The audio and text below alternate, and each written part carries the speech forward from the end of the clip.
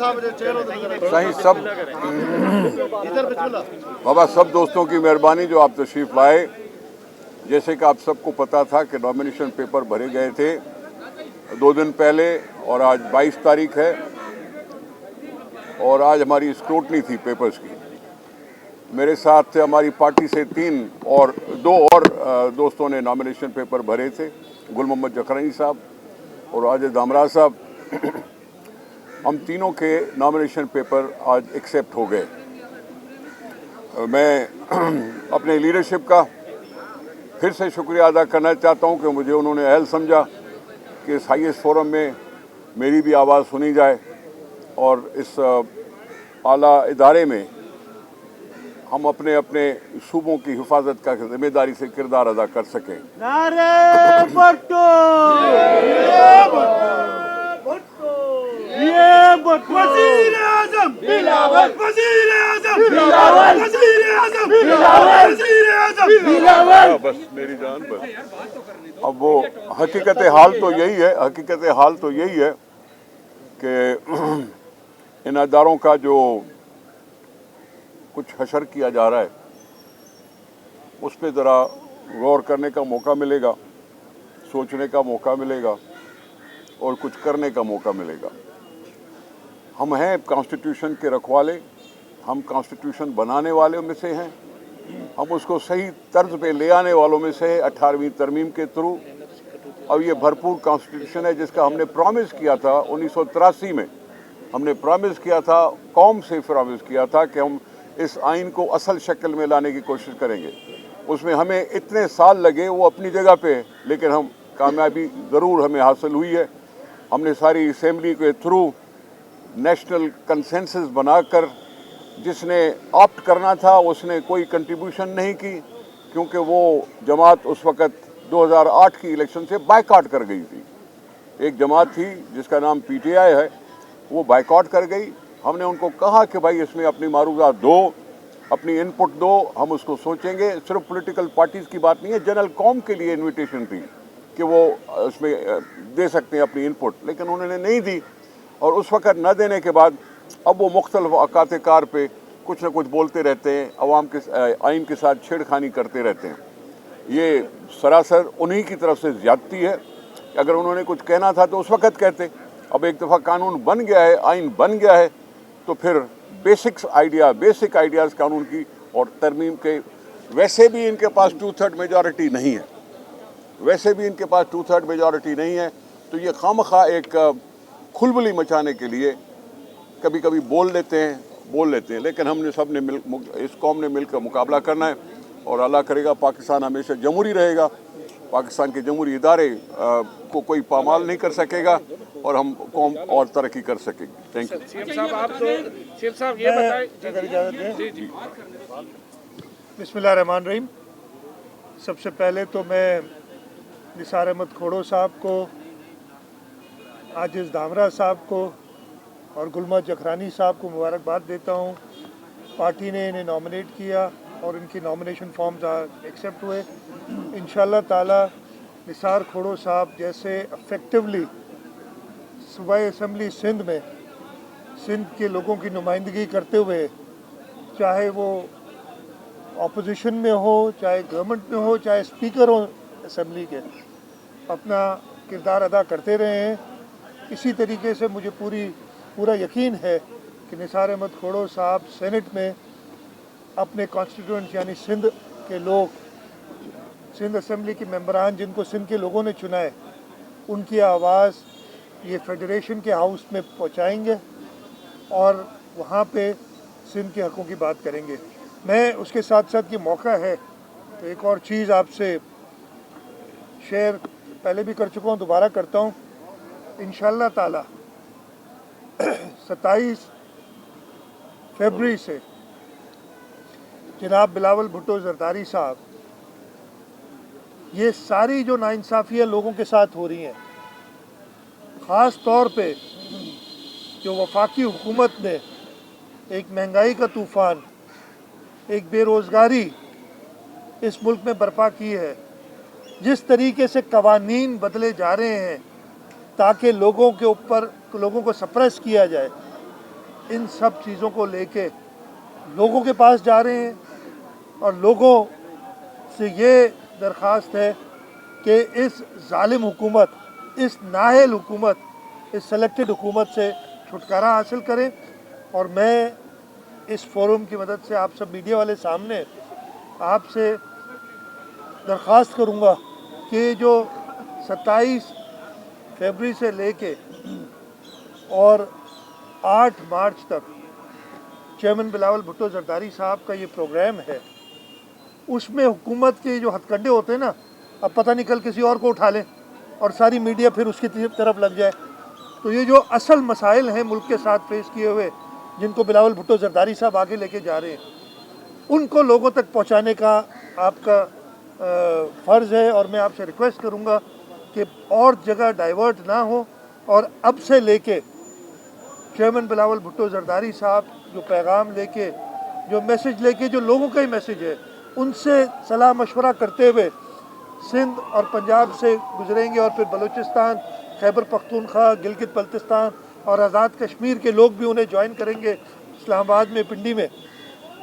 उसको आप ज़रूर अहमियत दें ताकि जो हकीकी मसाइल आपके हैं, मैं आपसे कहता हूँ ये आपके इसलिए कि इस वक्त मीडिया जिस मुश्किल से गुजर रही है, आपको शायद थोड़ा बहुत अंदाज़ा इस्लामाबाद से हो गया, उसके बाद और कवानीन आए, अब कुछ पता नहीं अगला किसी और के ख़िलाफ़ ये रियासती जो है जुल्म ना शुरू हो जाए।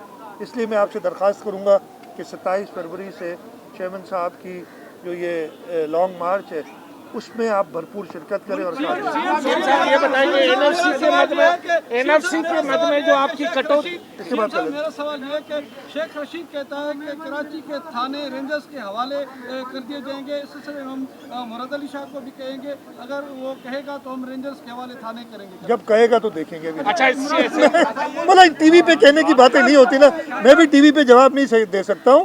ये ऐसी बातें नहीं होती कि मीडिया में मैंने ये कह दिया, उन्होंने ये कह दिया, मैं आपको नहीं बताऊंगा ना। ये सरकार के काम इस तरीके से नहीं होते। तो अगर कोई ऐसी बात, और मेरा नहीं ख्याल है हमारी पुलिस पे मुझे ये प्रॉब्लम्स आते हैं। इसी पुलिस ने शहादतें पाके इस शहर को छठा सबसे ख़तरनाक शहर से 120-123वां पहुँचा दिया है। इसी पुलिस ने शहादतें करके इस रूरल सिंध के अंदर लॉ एंड ऑर्डर मेंटेन किया है। हाँ, रेंजर्स ने हमारी मदद की है और रेंजर्स अभी भी मौजूद है। हमें ज़रूरत होगी तो रेंजर्स से हम खुद ही मदद करेंगे। साहब ये बताएं कि एनएफसी के मद में इस दफ़ा फिर कटौती की गई है और खुसूसन ये कहा जा रहा है कि आपको माशी तौर पर वफाकी सरकार तंग कर रही है, क्या हकीकत है? मैं इसको ज़रा अपडेट कर दूं आपको। मैंने आपसे पिछली दफ़ा जब मुलाकात हुई थी तब ये डिटेल में बताई थी बात। 17 तारीख को 31.9 तकरीबन 32 अरब रुपए काट लिए थे और 18 तारीख को फ्राइडे था गालिबन, मैंने वफाकी वज़ीर ख़जाना जनाब शौकत तरीन साहब से बात की थी। उन्होंने, और मैंने ये भी आपको बताया था, और उन्होंने मुझे यकीन दिलाया था कि वो इस पर कोई करेंगे काम और देखेंगे क्या हो सकता है। मैं उनका शुक्रगुज़ार हूँ। कल मेरी उनको शाम में बात हुई और उन्होंने मुझे कहा कि मैंने ऑर्डर कर दिया है कि पैसे रिवर्स किए जाएँ, इसलिए गलत काटे गए। रिवर्स कर रहे हैं मतलब गलत काटे गए थे, जिसकी भी साजिश थी। अब फ़िलहाल तो हमें अपने पैसे चाहिए वापस। और आज भी मैंने फिर चीफ सेक्रेटरी साहब को कही, कल शाम की बात है, चीफ सेक्रेटरी साहब को मैंने कहा था कि वो सेक्रेटरी फाइनेंस से बात करें फेडरल गवर्नमेंट के, और उन्होंने उन्हें यकीन दिलाया है, ये तकरीबन 12-1 बजे की बात है, कि आज ये पैसे वापस सिंध हुकूमत को, यानी सिंध के लोगों के पैसे सिंध के लोगों के लिए मिल जाएंगे। तो इंतज़ार कर रहा हूँ। इससे हमने इफेक्टिवली इस चीज़ को उठाया और मैं मीडिया वालों का भी शुक्रगुज़ार हूँ कि आपने इसको जो है इसकी तशहीर की ताकि ये पैसे हमें हक हमें, लेकिन जब मिल जाएगा तब भी मैं आपको बताऊंगा। मरदमशुमारी पर आपके तहफ़्फ़ुज़ात रहे, अब वफाक एक मरतबा फिर मरदमशुमारी करवाने जा रहा है, तो सिंध हुकूमत इस हवाले से क्या स्ट्रेटजी बना रही है ताकि सिंध के लोगों को दोबारा से कम नहीं गिना जा सके? देखिए, मेरी मरदमशुमारी एक फेडरल सब्जेक्ट है। एक्चुअली जो है आपकी फेडरल लेजिस्लेटिव पास 2 CCI के अंदर ये आता है। ये मरदमशुमारी दोबारा अभी कराना, मैंने इसको सपोर्ट किया था कि जल्द से जल्द कराएं आप, लेकिन सही तरीके से कराएं। लेकिन दोबारा अभी कराना, यानी पहले मरदमशुमारी कब हुई है? 2017 में। कानूनी तौर पे तो 10 साल बाद होनी है, यानी सिंध की ये बात तस्लीम करना कि मरदमशुमारी गलत हुई थी इसलिए दोबारा करा रहे। ये हमारी बात कहते हैं ना कि विंडिकेशन हो गई हमारे स्टैंड की कि अब उन्होंने खुद मान लिया ये कह के हम मरदमशुमारी दोबारा कराते हैं कि मरदमशुमारी गलत हुई थी। हम दोबारा जो इस दफ़े कुछ कह रहे हैं जो टेक्नोलॉजी इस्तेमाल करेंगे उसको हम बड़ी क्लोजली देख रहे हैं और इंशाल्लाह ताला हमारी पूरी कोशिश होगी। लेकिन जो ये एक वफाक की तरफ से सूबों के साथ, और मैं कहता हूँ कि ये सिर्फ सिंध के साथ नहीं बाकी सूबों के साथ भी कह रहे हैं, वो उनकी कुछ मजबूरियाँ हैं कि वो वाज़े नहीं करते। ये जो अफसरों की बात है, ये जो दूसरी बातें हैं, ये जुल्म बराबर चलता चला जा रहा है। और बिलावल साहब इसीलिए तो निकले, बिलावल साहब कोई सिंध के हुकूक के लिए नहीं निकले, पूरे पाकिस्तान के हुकूक के लिए निकले। ये फेडरेशन को कमज़ोर करना, सूबों को कमज़ोर करके ये वफाक ने एक नया तरीका कार कर लिया है। अभी निसार खोड़ो साहब ने आपको डिटेल में बताया कि 18वीं तरमीम के बारे में खामखा बातें करना, जबकि मेरा तो ख्याल है सूबों को और मुस्तहकम करना है, सूबों को और मजबूत करना है। ये बता दिया गया कि कराची में जो जराइम हो रहे हैं उनमें मोटरसाइकिलें ज़्यादातर इस्तेमाल होती हैं। काबीना ने फैसला किया था कि मोटरसाइकिलों के अंदर ट्रैकर लगाएंगे, नंबर प्लेट्स के अंदर चिप्स डालने की बात हुई थी। ये तमाम फैसले तो हुए, इम्प्लीमेंटेशन में कहाँ रुकावट है? नहीं, इम्प्लीमेंटेशन के लिए इसके कॉन्ट्रैक्ट्स भी हो रहे हैं, फ्लोट हो गए हैं, फाइनल स्टेजेस में है कि लग लॉन्ग मार्च की सिक्योरिटी को पीटीआई का भी लॉन्ग मार्च है, पीपल्स पार्टी की लॉन्ग मार्च निकल रही, दहशतगर्दी के थ्रेट्स अपनी जगह है, दोनों की सिक्योरिटी के लिए बतौर सूबाई हुकूमत आपने क्या इंतजाम किए? देखिए मैंने पहले भी कहा है एहतजाज का हक हर एक को है। पीटीआई भी लगाना चाहती है, एहतजाज करना चाहती है। पीटीआई कोई मार्च नहीं कर रही, जो मैंने देखा है उनका प्रोग्राम मार्च ऐसे नहीं होता है। पहले दिन उन्होंने बताया कि वो 2-3 जगह जलसे करेंगे, फिर वो दरिया क्रॉस करके राइट बैंक पे चले जाएंगे, 2-3 जलसे करेंगे, फिर अगले दिन इधर आके 2-3 वो करें, उनको पूरी इजाज़त है। कानून को हाथ में लेने की इजाज़त ना पीपल्स पार्टी के लॉन्ग मार्च में होगी, ना पीटीआई के लॉन्ग जो जलसे हैं या कॉर्नर मीटिंग्स हैं उनको होगी। प्रोटेक्शन सिक्योरिटी दोनों को देंगे, हम पहले भी देते रहे और इंशाल्लाह ताला अगर लोग अपने जमहूरी हक इस्तेमाल करते हुए पीसफुली प्रोटेस्ट करेंगे तो उसमें कोई आखिरी सवाल एक धरना चल रहा है सिंध असेंबली के बाहर, काफी लोग हैं, उनका एक ही मुतालबा कि सिंध हुकूमत की जानिब से कोई गलत एफआईआर, कोई झूठी एफआईआर काटी गई है, उनसे आपकी कोई बातचीत चल रही है पीडीएम से या नहीं? देखिए एफआईआर जो हैं काटी गई हैं और वो इस वक्त कोर्ट में मौजूद हैं सारे केसेस। कोर्ट जैसे फैसला करेगी हमें, मैंने कहा ना हर एक को हक है, अगर वो पीसफुल प्रोटेस्ट करते हैं हम उनको कोई बात ऐसी नहीं करेंगे। लेकिन अगर उन्होंने किसी वक्त भी कानून हाथ में लेने की कोशिश की तो जो चाहे कोई भी हो उसके खिलाफ कार्रवाई होगी।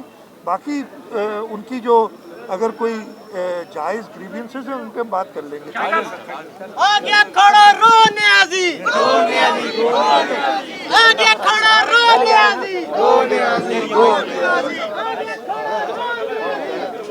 खत्म